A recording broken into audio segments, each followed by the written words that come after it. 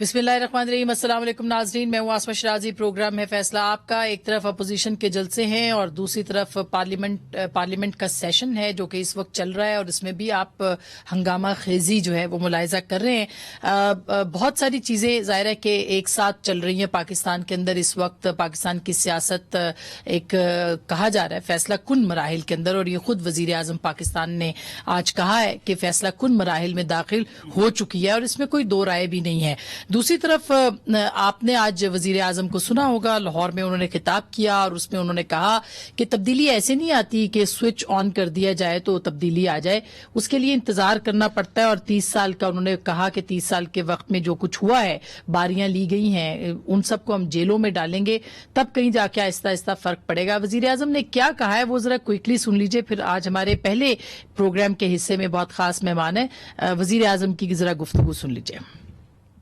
मुझे लोग कहते हैं जी, जब से मैं अभी 2 साल 26 महीने हुए हैं, इमरान साहब किधर गया जी नया पाकिस्तान।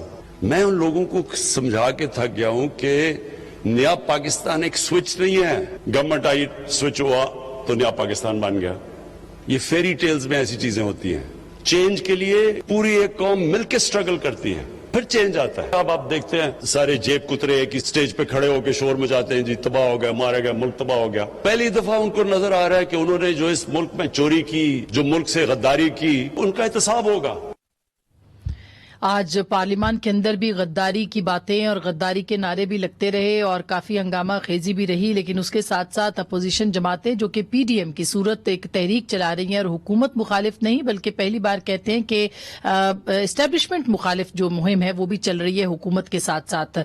आज क्या उसमें तब्दीलियां आ सकती हैं, बातचीत हो सकती है, मफाहमाना किरदार किसका कहां पे अदा हो सकता है और क्या अपोजिशन किसी लम्हे पे बातचीत करेगी, किससे करेगी, और ये इत्तेहाद कितना अहम है, बरकरार रह पाएगा नहीं रह पाएगा, दिसंबर क्यों अहम है, इन सारे मौजूआत के ऊपर आज हम बात करेंगे। हमारे साथ मौजूद हैं सरदार अख्तर मैंगल साहब जो कि बीएनपी मैंगल के सरबराह भी हैं, पीडीएम के सीनियर रहनुमा भी हैं। बहुत बहुत शुक्रिया सरदार साहब, आपने हमें वक्त दिया है।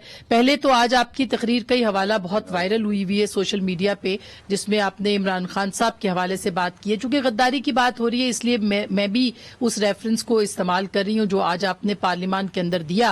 और हरब्यार मरी की जो बेल थी वो आपने कहा कि इमरान खान साहब ने लंदन में जो है वो करवाई थी। क्यों जरूरत पेश आई आपको ये हवाला देने की सर?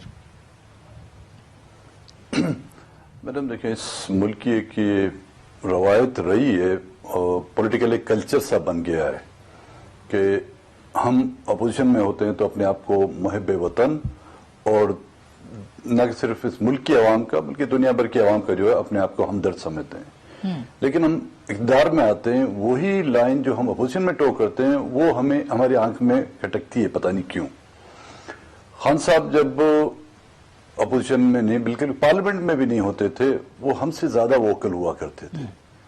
चाहे वो बलूचिस्तान पे होने वाली ज्यादतियों, उसमें मिसिंग पर्सनस का मसला है, या छोटे सूबों के जो हुकूक पाबंद किए गए थे उस हवाले से वो हमेशा वोकल रहे हैं। बिल्कुल। और हमारी उनसे कुर्बत भी इन्हीं बुनियादों पर रही थी कि जी चलो कोई तो है जो बलूचिस्तान के मसलों का जो है दर्द महसूस कर रहा है।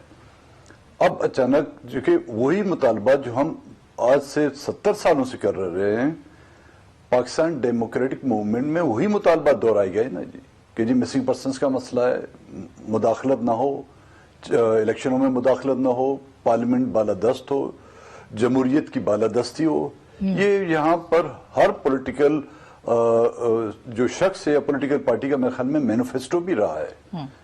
आज अचानक उन्होंने असेंबली में, नेशनल असेंबली में एक करारदाद लाए कि जी पीडीएम में जो बातें की गई वो खिलाफ आइन है, पाकिस्तान की सालमियत के खिलाफ है, और इसी तरह की एक करारदाद बलूचिस्तान की असेंबली में भी लाई गई थी। तो सवाल हमारा ये होता था कि जी वो चीजें जिनको आप कहते हैं कि वहां पे कहा गया जी आजाद बलूचिस्तान की बात की गई, हमने उसकी वजाहत की कि एक हमारे पीडीएम के एक मोतबर रुकन है, उन्होंने खुद वजाहत की थी, स्लिप ऑफ टंग हुआ था, लेकिन उसके बावजूद भी इन्होंने जो इसको एक बिल्कुल एक हुआ बनाया हुआ कि जी पीडीएम जो है पाकिस्तान को तोड़ना चाहती है। तो मैंने फिर वो वजाहत की कि जी अगर बलूचिस्तान की आजादी की बात है तो सबसे पहले जो वो तहरीक चला रहे हैं اس میں ہربیار مری بھی ہیں، کافی اور بھی ہیں۔ ہربیار مری جب آپ کے لندن کورٹ میں جب ان کی ضمانت ہو رہی تھی، ویڈیو لنک کے ذریعے خان صاحب نے جو ہے، اس وقت عمران خان تھے، پرائم منسٹر ہیں، انہوں نے سٹیٹمنٹ دیا تھا کہ جی جو بلوچستان کے ساتھ ظلم ہوئے ہیں، اگر وہ میرے ساتھ بھی ہوتے تو میں بھی ہتھیار اٹھا لیتا، تو اس لیے میں نے اس کی وضاحت کی وہاں۔ بالکل، وہ وقت ہمیں یاد ہے اکبر بگٹی صاحب کے حوالے سے بھی بڑا بولڈ سٹیٹمنٹ اس وقت عمران خان صاحب نے دیا تھا جب ان کی شہادت ہوئی تھی۔ یہ بھی بتائیے گا سر، اب چونکہ مہاجرائی بڑھتی دکھائی دے رہی ہے، پارلیمان کے اندر بھی مہاجرائی آج آپ نے دیکھی ہے، پہلے سے بھی ہے، سڑکوں کے اوپر بھی ہے، سب طرف یہ بات ہو رہی ہے کہ دسمبر بہت اہم ہے۔ کل آپ لاہور بھی گئے تھے، مریم بی بی سے بھی آپ کی ملاقات ہوئی، کوئٹہ کا جلسہ بھی آپ کا ایک تیسرا بڑا جلسہ اپوزیشن نے ایک ہی رو میں کیا ہے، لیکن 22 نومبر تک اب آگے کوئی بھی جلسہ نہیں ہے۔ اس کی وجہ کیا ہے؟ مومنٹم میں کمی نہیں آ جائے گی؟ تسلسل برقرار رکھ پائیں گے وہ پریشر جو کہ آپ نے بلڈ اپ کیا اس کا؟ نہیں جی، کیونکہ اسی دوران ہماری پی ڈی ایم کی جو ہے ایگزیکٹو کمیٹی کی میٹنگ بھی ہوگی، اور ہم تو یہ چاہتے ہیں کہ یہ جو گیپ ہے ابھی کوئٹہ کے جلسے اور پشاور کے جلسے یا پشاور کے جلسے کے ملتان میں، اس گیپ میں بھی کچھ نہ کچھ ایکٹیویٹی ہونی چاہیے۔ ان قریب ہماری جو میٹنگ ہوگی اس میں فائنلی ڈیسائیڈ کیا جائے گا۔ تو دمادم مسک قلندر کی کل آپ نے بات کی تھی سر، وہ اسی لیے کی تھی، وہ اس سے کیا مراد ہے آپ کی؟ کیسا آپ دمادم مسک قلندر چاہتے ہیں؟ کیا کرنا پڑے گا؟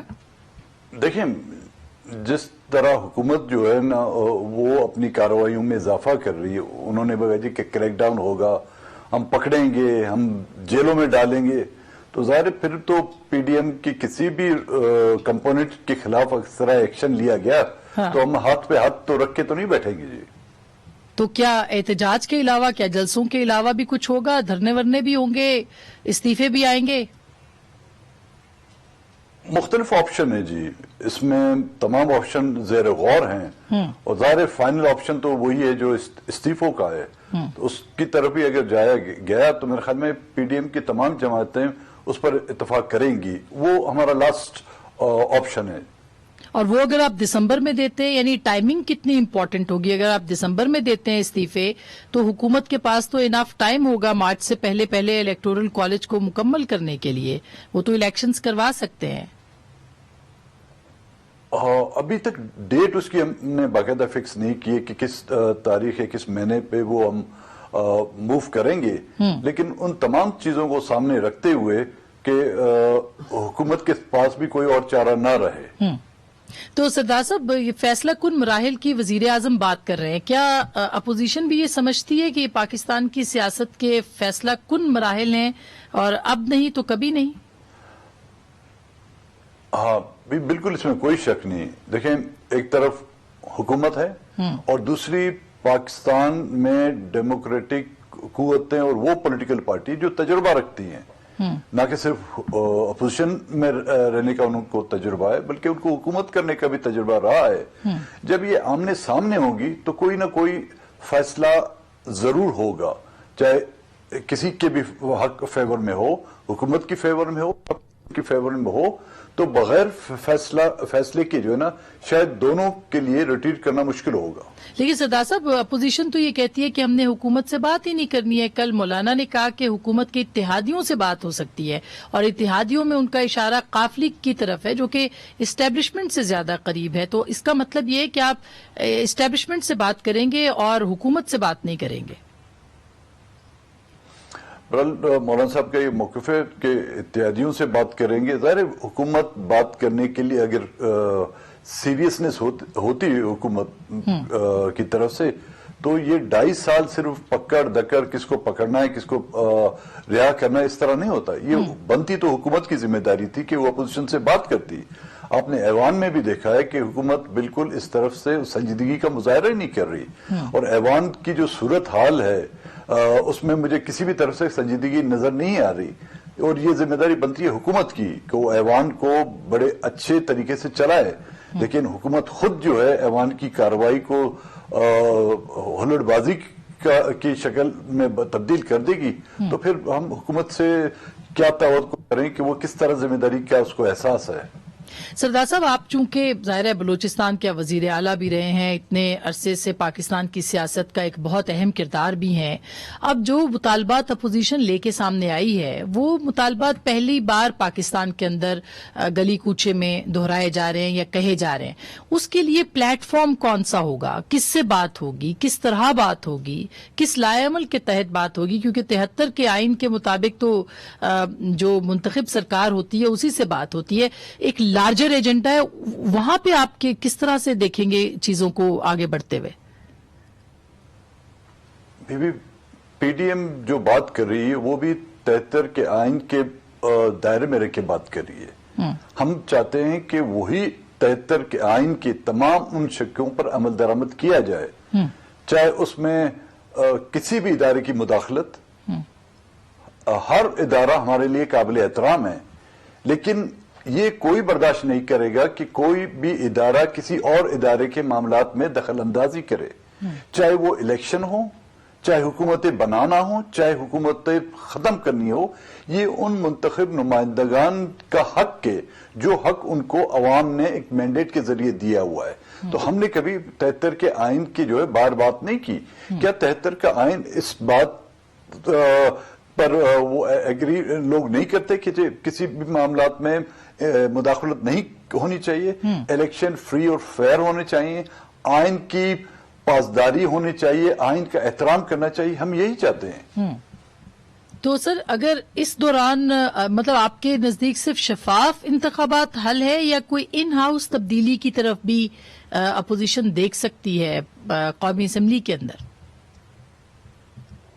دیکھیں جب تک کہ یہاں پر صاف اور شفاف الیکشن نہیں ہوتے اور کسی بھی طرح سے ان میں جو مداخلت کی گئی ہے، یہ ہسٹری رہی ہے، چاہے کوئی مانے نہ مانے، پاکستان میں ہر الیکشن جو ہے نا اس پر جو ہے سوالیہ نشان ہے. کس پر باریک قلم سے سوالیہ نشان لگا دیے گئے ہیں، کسی پر جو ہے بڑے پینٹ برش کے ساتھ جو ہے سوالیہ نشان لگائے گئے ہیں. مسئلہ یہ اگر ان ہاؤس چینج بھی لائی جاتی ہے، لیکن اصل مسئلہ جو جوں کا تو ہی رہے گا. تو ہمیں اس اصل مسئلے کی طرف جانا ہے کہ وہ قوتیں جن پر آج لوگ انگلیاں اٹھا رہے ہیں کہ انہوں نے الیکشن 2018 کے الیکشن میں مداخلت کی ہے، ان کو کس طرح روکا جائے، ان کو کس طرح پابند کیا جائے، وہ آئین کے دائرے میں رہتے ہوئے. ہم یہ نہیں کہتے کہ جی ہم کسی کو گلے سے پکڑ کے روکیں گے، نہیں. آئین کی اگر پاسداری کرنا ایک پولیٹیکل شخص پر یا ایک پولیٹیکل کارکن پر یا ایک پارٹی سربراہ پر عائد ہوتی ہے، یہی آئین کا احترام جو ہے ہماری ایجنسیوں پر ہونا چاہیے، ہماری مسلح افواج پر ہونا چاہیے، ہماری جوڈیشری پر بھی ہونا چاہیے. تو سردار صاحب، آپ کو کتنا یقین ہے کہ اپوزیشن کا یہ اتحاد اسی ایجنڈے کے اوپر برقرار رہ پائے گا؟ خاص کر کے پیپلز پارٹی کے پاس سندھ کی حکومت ہے، پی ایم ایل این، ظاہر ایک بد اعتمادی کی فضا تو موجود رہتی ہے. کتنا یقین ہے کہ اس بار جو ہے وہ سب ایک صفحے پہ ہی رہیں گے، یعنی اپوزیشن جماعتیں؟ دیکھیں، یہ ان دو پولیٹیکل پارٹیوں، یہ تمام جو پولیٹیکل پارٹیاں جو آج پی ڈی ایم کا حصہ ہیں، ان میں کئی عرصے سے آپس میں اختلافات رہے ہیں. الیکشن کے دوران کے درمیان اختلافات رہے ہیں، الیکشن کے بعد حکومت سازی میں ان کے آپس میں اختلافات رہے ہیں، اور حکومت کے دوران بھی ان کے اختلافات رہے ہیں. سب سے بڑی اہم اور میرے خیال میں پازیٹیو بات یہ ہے کہ آج تمام یہ پولیٹیکل پارٹیاں ایک پیج پر آ گئی ہیں، اور میرے خیال میں یہ نہ کہ صرف اس ملک کے لیے بلکہ اس خطے کے لیے ایک خوش آئندہ بات ہے کہ وہ پولیٹیکل پارٹیاں، ان کا ایجنڈا اس ملک میں مکمل جمہوری اداروں کی بحالی کا ہے. اور اگر آج خدا نخواستہ یا کل ان میں دراڑیں پڑ جاتی ہیں تو میں سمجھتا ہوں یہ پھر آخری موقع ہوگا جو ہم گنوائیں گے، اور اس موقع کے گنوانے کے بعد پھر یہ سوچ لیا جائے کہ یہاں پر جمہوریت کی جو بساط جو ہے نا وہ تا قیامت جو ہے وہ لپٹی جا چکی ہوگی. سردار صاحب، آخری سوال، ایک دفعہ پھر دہشت گردی کی لہر آ گئی ہے، آپ کے احتجاج بھی ساتھ میں چل رہے ہیں، ایک تو اس پہ ضرور بتائیے گا، اور کیا یہ جو محاذ آرائی ہے یہ خدا نخواستہ نظام کو بھی نقصان پہنچا سکتی ہے؟ نظام کو نقصان ہمیشہ ان نادیدہ قوتوں کی طرف سے ملا ہے. پولیٹیکل اور ڈیموکریٹک فورسز نے ہمیشہ اپنی ڈیموکریٹک رائٹس کے حوالے سے اسٹرگل کیے. نقصان آج سے پہلے بھی یدی دیکھا جائے تو انہی کی طرف سے آیا ہے, جو میرے خیال میں اگر وہ سمجھتے ہیں اپنے آپ کو اس ملک کا پاسبان, تو ان کو جو ہے اس ملک کا بھی اتنا خیال رکھنا چاہیے جتنا ہمیں اس کا خیال ہے. اور نیکسٹ جو آپ کا کوشچن دہشت گردی کی لہر اور آپ کی تحریک, بالکل بھی جو ابھی 2 واقعات ہوئے ہیں, ایک پشاور میں اور ایک کوئٹہ میں, اور بڑے افسوسناک واقعات ہیں. اس میں کئی قیمتی جانیں اس میں ضائع ہو چکی ہیں. اس میں دہشت گردوں کو تو ہم ہمیشہ الزام دیتے رہتے ہیں, اور ہونا بھی چاہیے. اس میں جو انہوں نے انسانیت کی تمام جو ہے وہ دہلیزیں پار کر دی ہیں, لیکن اس میں ذمہ داری کچھ ہم پر بھی آتی ہے جی, حکومت پر بھی آتی ہے, ہماری لا انفورسمنٹ ایجنسیوں پہ آتی ہے, ہماری انٹیلیجنس کی جو ادارے ہیں ان پر بھی آتی ہیں. کیا یہ انٹیلیجنس کا فیلیور نہیں ہے کہ دہشت گرد مدرسے تک بھی پہنچ جاتے ہیں, دہشت گرد جو ہے ہمارے گھروں تک بھی پہنچ جاتے ہیں, لیکن پھر بھی ہم کہتے ہیں کہ ہم میاں نواز شریف کو جو ہے لندن سے پکڑ کے لے آئیں گے. یہ کوئی بات ہوئی جی. اچھا, چلتے چلتے اب اس پہ بھی کمنٹ کر رہے ہیں کہ نواز شریف صاحب کو واپس لایا بھی جائے گا کہ یہ مطلب نہیں لا سکیں گے. دیکھیں, ہم دیگر ممالک کی قوانین کو جو ہے نا اپنے قوانین کی طرح نہ سمجھیں کہ ہم نے جو چاہا وہ اسی طرح ہوگا. ان ممالک کے اپنے قوانین ہیں. اس سے پہلے بھی کافی لوگ وہاں پر تھے, کیا ان میں سے کسی ایک کو لا سکے؟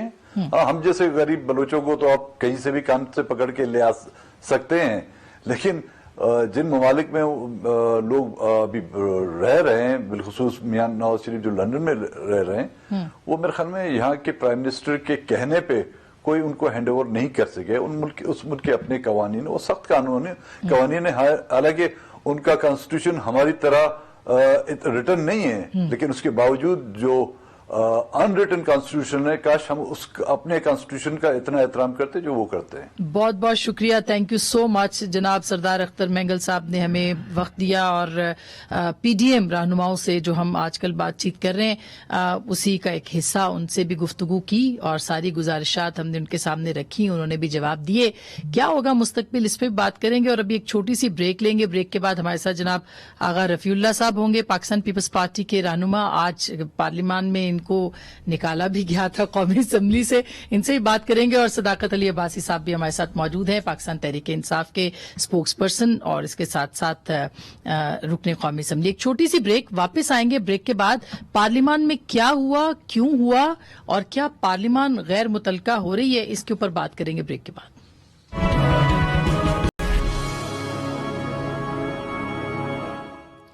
ویلکم بیک ناظرین, ایک دفعہ پھر آپ کو خوش آمدید کہتے ہیں. آج پارلیمان کے اندر قومی اسمبلی کے اجلاس میں کافی جو کہ ہنگامہ خیز اجلاس تھا, بہت ساری باتیں ہوئی ہیں, کافی اہم اجلاس ہے, بہت اپوزیشن نے احتجاج اندر باہر کیا ہے, باتیں بھی کی ہیں. تھوڑی سی جھلکی آپ کو دکھاتے ہیں, پھر 2 معزز اراکین ہمارے ساتھ آج موجود ہیں, ان سے بات کریں گے. ذرا دیکھیے گا. آپ یہاں سے باہر جائیں, ان کو ڈاکٹر صاحب ان کو باہر لے کر جائیں, یہاں سے باہر جائیں. آپ یہاں پہ آپ بہت زیادہ بدتمیزی کرنے لگے ہیں. جناب رفیع اللہ حلف کہہ سکتے ہیں کہ انہوں نے گالی نہیں دی. میں ان کو بتانا چاہتا ہوں اسپیکر صاحب, ان کا مسئلہ یہ این آر او ہے, ہم نے اس کو تردید کی تھی. میں آج پھر ان کے سامنے پڑھتا ہوں, آپ پاکستان کے خلاف سازشوں کا حصہ نہ بنے.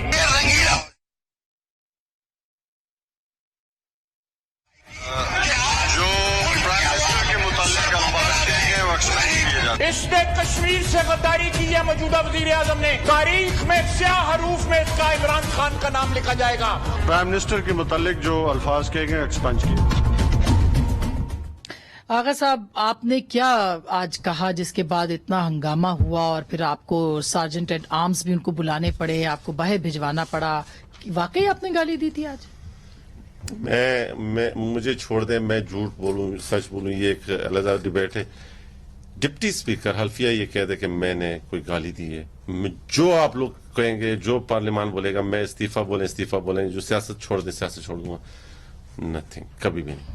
تو پھر کیا ہوا, کیا بات ہوا یہ کہ دیکھیں, یہ میرا قومی اسمبلی یہ بکس کوشچن اور یہ کوشچن کے چھاپتی ہے اور یہ ہمیں ملتی ہے. ہمارا ممبران کا کوئی تعلق نہیں, یہ قومی اسمبلی جی سوالات سیکریٹریٹ دیتی ہے. اس میں پہلا کوشچن میرا اور جس پہ لکھا ہوا ہے کہ 26ویں اجلاس سے مؤخر شدہ ہے. یہ مؤخر پہ مؤخر ہوتا ہوا آ رہا ہے اور اس کوشچن کا آج بھی جواب نہیں تھا.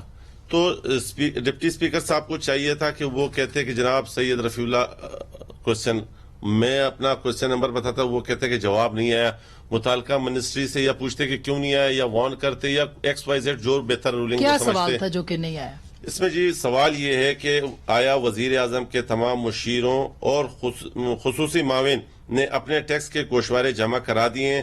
اگر ایسا ہے تو ایسے مشیروں اور خصوصی معاون کے نام کیا ہیں جنہوں نے اپنے ٹیکس کے گوشوارے جمع کرائے ہیں؟ نیز ہر ایک مالیاتی ٹیکس سال کی تفصیلات کیا ہیں جن کے ضمن میں ہر ایک نے پہلی مرتبہ اور آخری مرتبہ گوشوارے جمع کرائے ہیں؟ بے ان مشیروں اور خصوصی معاون کے نام کیا ہیں جنہوں نے ٹیکس گوشوارے جمع نہیں کرائے؟ یعنی کہ آپ نے جو اسپیشل اسسٹنٹس تھے ان کے گوشواروں کے اوپر اگر ایسا ہے تو اس کے وجوہات کیا ہے؟ نیز جیم حکومت معاملات سے نمٹنے کے لیے کیا اقدامات کر رہی ہے؟ سمپل سوال ہے جو کہ ہمیشہ یہ پرائم منسٹر صاحب نے یہ حکم صادر فرمایا تھا اپنے معاونین اور مشیروں, اور جو کہ پی ٹی آئی کا بیانیہ ہے اکاؤنٹیبلٹی. ہم ان کی طرح چور نہیں کہہ رہے, ہم کہہ رہے ہیں اگر کوئی چور ہے تو عدالت میں ثابت کریں تاکہ لوگوں قوم کی بھی جان چھوٹے چوروں لٹیروں سے. میں تو کسی کو چور بھی نہیں کہہ رہا, میں نے سمپل سا معصومانہ سا سوال کیا ہے کہ آپ مجھے یہ بتا دیں کہ جی گوشوارے کس نے جمع کرائے؟ پرائم منسٹر صاحب نے حکم دیا. اس کی ڈیٹیلز کیا ہے؟ اس کی ڈیٹیلز بھائی صاحب یہ تو پارلیمنٹ ہم بھی کور کرتے رہے, جب سوال پوچھا جاتا ہے تو اس کا جواب پابند ہوتی ہے پارلیمان کہ وہ جواب لے کے دے متعلقہ وزیر سے یا اس سے. یہ تو اس میں تو کوئی دو رائے ہے نہیں, تو کیوں جواب دینے کے اوپر یہ ساری لڑائی ہوئی ہے, نہ دینے کے اوپر؟ آسما بہت شکریہ. چونکہ آغا صاحب ایک ممبر آف پارلیمنٹ ہیں, قابل احترام ہیں, ان کا چونکہ یہ ذاتی ایشو ہے اس لیے میں زیادہ بحث نہیں کروں گا. جو کچھ انہوں نے کیا آپ نے چلایا نہیں. راجہ پرویز اشرف نے پورے پارلیمان سے معافی مانگی ہے ان کے بہاف پہ, ان کو شاید نہیں پتا. اتنا کافی ہے. انہوں نے کس بات کی معافی مانگی ہے؟ وہ ان کا سوال تو ان کا حق ہے, آج بھی ان کو جواب ملنا چاہیے. ان کا وہاں رویہ جو تھا وہ خاصا, چونکہ یہ ڈپٹی اسپیکر ابھی ہم نے جو چلایا اس میں وہ کہہ رہے ہیں کہ گالی نہیں دی ہے, وہ انہوں نے کہا ہے کہ میں پارلیمان سے ان کے بہاف پہ معافی مانگتا ہوں. اب اس کے بعد میرا خیال ہے کہ یہ بات سمجھ آ جاتی ہے کہ اگر وہ سینئر پیپلز پارٹی کے وہ سینئر ہیں اور پرائم منسٹر بھی رہ چکے ہیں, انہوں نے اگر معافی مانگی ہے تو کوئی ایسی بات ہوئی ہوگی جس کو میں یہاں بحث نہیں بنانا چاہ رہا. تو اصل مسئلہ سوال نہیں ہے. آپ یہ نہیں what is said, who says it, اور کس طرح پوچھا گیا ہے, اور پھر اسپیکر ڈپٹی اسپیکر نہیں ہونا چاہیے. ٹھیک ہے, اگر نہیں مانتی بار بار ذاتی وضاحت مانگ رہے لے کے دوبارہ آپ کے پاس آتی ہوئی, وہ کہہ رہے کہ ایسا تو کچھ ہوا ہے کہ آپ نے. مجھے دیکھیں, مجھے اس میں کوئی شک نہیں ہے کہ راجہ پرویز اشرف صاحب نے اپولوجائز کیا ہے. کیوں؟ جب ڈپٹی اسپیکر صاحب کہیں کہ جی مجھے گالی دی ہے, انہوں نے اس پہ آ کے اپولوجائز کیا اور پھر میرے پاس آئے, بولا آپ نے واقعی میں گالی دی. میں نے حلف دیا ان کو کہ میں نے کہا کہ اگر ڈپٹی اسپیکر بھی کہہ دے الف میں کہ جی میں نے دیے تو بھی صحیح ہے. جس کے جو دیکھیں, اور میں آپ کو دیکھیں آپ کے جانبدار, مطلب دیکھیں نا, بات یہ کہ ہم سوال کرتے ہیں سرکار سے, تنگ آپ ہوتے ہیں, پریشانی کیا ہے آپ کو؟ مطلب آپ وہ ڈپٹی اسپیکر ہے. یہ میرا سوال اور ڈپٹی اسپیکر کا دیکھیں میں کنیکشن بتا رہا ہوں. میرے سوال کا اور ڈپٹی اسپیکر کے بلوچستان ہائی کورٹ کا فیصلہ ہے جس میں ان کو نااہل قرار دیا اور 52,000 جعلی ووٹوں کا فیصلہ ان کے خلاف آیا اور سپریم کورٹ پہ سٹے پہ. تو یہ کوسچن جو ہے نا, یہ سوال اور یہ ان کا فیصلہ اور سٹے یہ کڑی ہے. اس بحث سے ہٹ کے اس سوال کا جواب بالکل ملنا چاہیے. ان کا یہ حق ہے, لیکن ایک عزت ڈپٹی اسپیکر کی یہ جو اگر اس کی کوئی بات نہیں مانے گا, جب وہ کہے بیٹھ جاؤ تو بیٹھ جانا ہوتا ہے, جب وہ کہے بولو تو بولنا ہوتا ہے. اگر نہیں ہو تو پھر اگر وہ اس کے پاس یہ اختیار آئین قانون نے دیا ہے, اگر کسی بھی ممبر پارلیمنٹ کا وہ سمجھتا ہے. لیکن یہ سوال صحیح ہے, یہ سوال درست ہے جو انہوں نے پوچھا ہے کہ معاونین اور مشیروں کے جو ایسٹس ہیں وہ بتائے جائیں. یہ پتا ہونا چاہیے کہ سوال پہلے ڈسکارڈ ہو جاتا ہے. اس طرح پارلیمنٹ کے فلور پہ جو سوال آتا ہے اس کا جواب دینا پڑتا ہے. میں دوبارہ سے کہہ رہا ہوں, کیونکہ یہ میرے سامنے بیٹھے ہیں اور ہمارا ایک کولیگز بھی ہیں, تو میں نہیں چاہتا کہ اس میں مزید بحث کروں. بات دوبارہ سے سوال کے کانٹینٹ پہ نہیں ہے, ایک اور بڑی اہم بات انداز پہ اور ڈپٹی اسپیکر کی ریٹ پہ ہے جو چیلنج ہوئی تھی. اچھا یہ مجھے بتائیے کہ یہ مہنگائی کی شرح بھی 9% پہ پہنچ گئی ہے, ظاہر ہے اپوزیشن بھی سڑکوں کے اوپر ہے, اس کا ایک رنگ پارلیمان کے اندر بھی دکھائی دے رہا ہے, جو کہ دینا چاہیے, پارلیمنٹ اسی چیز کے لیے. لیکن آپ کو کیا لگتا ہے کہ حکومت واقعی جس طرح سے آج مراد سعید صاحب نے پھاڑ دیا, اس کے اوپر بھی خیر انہوں نے قاسم سوری صاحب نے اچھی بات کی, اس پہ انہوں نے کہا یہ نہیں ہونا چاہیے. اچھا 3 باتیں. ایک تو آپ نے کہا کہ مہنگائی ہے اور وہ بالکل ہے, اور 9% ہے. پیپلز پارٹی کے دور میں 25% تھی, لیکن ہمارے دور میں 9% بھی نہیں ہونی چاہیے. میں جو 25% تو کبھی نہیں, میں آپ کو فیکٹس بتا رہا ہوں. اچھا. اگر آپ کہیں گے تو میں نکال کے دے دوں گا وہ کن کن سالوں میں 25% مہنگائی تھی. ہمارے یہاں مہنگائی ہے اور بہت تکلیف دہ ہے, اور غریب واقعی اس تکلیف میں ہے, یہ تو بات ہے. مہنگائی کا ان سے کیا تعلق ہے؟ مہنگائی یہ کہتی ہے کہ آپ پی ڈی ایم کے جلسے پہ کھڑے ہو کے آرمی چیف کا اور ISI کا نام لے کے اس سے وہ بندہ سوال کرے جو عدالتوں کا بگوڑا. سپریم کورٹ کہتی ہے جھوٹا اور نااہل, ہائی کورٹ کہتی ہے کہ ہمارا اشتہاری اور مفرور, اور نیب کورٹ کہتی ہے کہ وہ مجرم. وہ اور خود اس کے بچے, اس کے رشتہ دار سارے ملک سے بھاگے ہوئے ہوں. ہمیں آئین اور قانون کا وہ سبق سکھائے, خود وہ آئین اور قانون کے سامنے سرنڈر نہ کرے. وہ پی ڈی ایم کے جلسے پہ بلوچستان میں بلوچستان کی آزادی کا نعرہ لگے, چاہے وہ کہ واپس لے لیں. وہاں پہ ایک بندہ کھڑا ہو کے جو سارا عرصہ اس صوبے میں اقتدار میں رہا ہے, وہ کہے کہ یہ جو افغانستان کی فینس ہے, یہ جو بارڈر ہے, اس کو میں نہیں مانتا. اور وہاں پہ ہمارا کوئی بھی معزز سر, یہ تو ہمارا پرانا بیانیہ بھی تھا, سنیں, پی ڈی ایم کا ممبر اس کو ڈس آن نہیں کرتا, تو میں کیسے نہ کہوں کہ آپ کی تاریں کہیں اور سے. اچھا نہیں, میں بات ختم کروں. ان کا بریک لے لوں تاکہ مہنگائی سے آسماں یہ مہنگائی کے لیے نہیں نکلے. ٹھیک ہے, ان کو اپنی تپش ہے. جو مراد سعید نے پھاڑا ہے وہ NRO پھاڑا ہے 34 پوائنٹ کا, جو ہم ان کو نہیں دینا چاہتے. دوسری بات, اچھا میں بریک لے لوں. بریک کے بعد مولانا کہتے ہیں کہ NRO اب ہم سے یہ مانگ رہے ہیں, اور کچھ ملاقاتیں بھی ہو رہی ہیں بڑی اہم. بریک کے بعد سے بات کریں گے, میں ساتھ رہیے گا.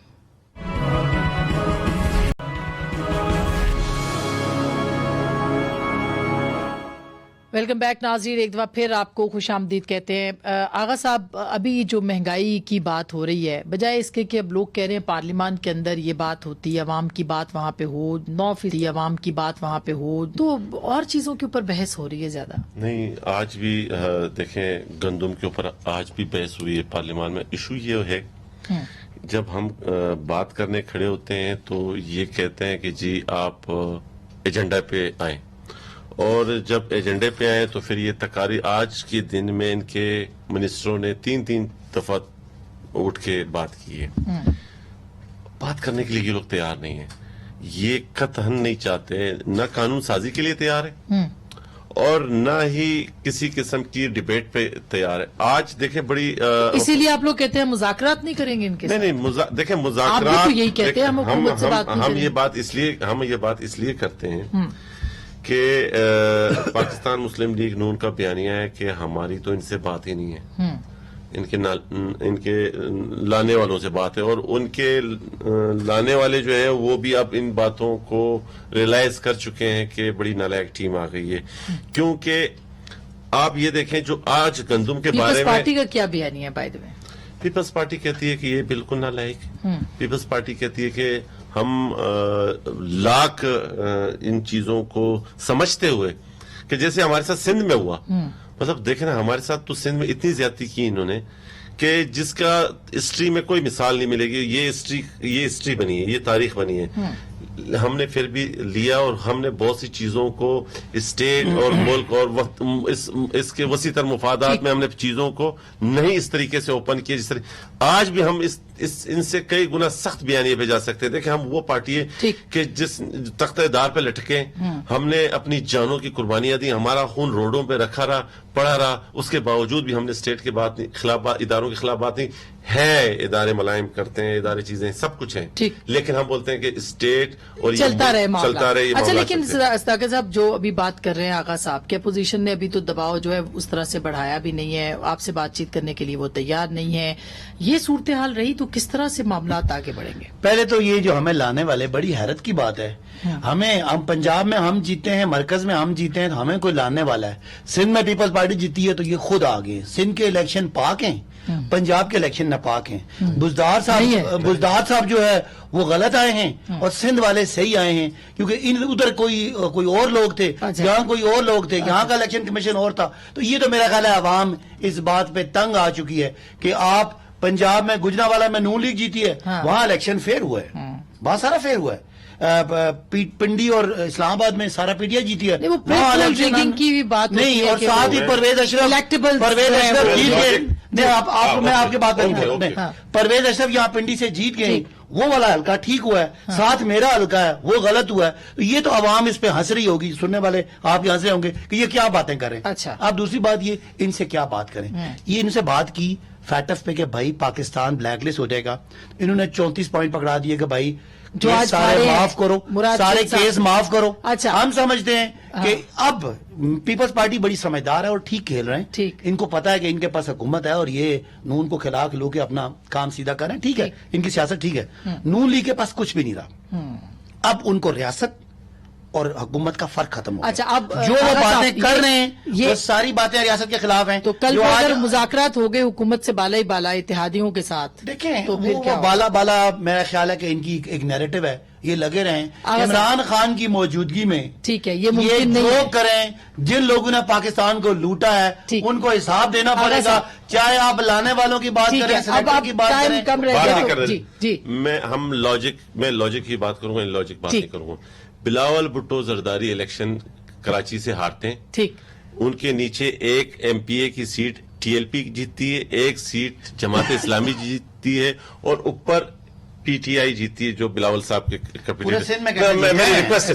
دیکھیں اب آپ صداقت میں بھی تو سوال ہی کر رہا تھا نا، آپ نے نہیں کر دیا. دیکھیں آپ نے کراچی میں وہ کام کیا ہے، سندھ میں آپ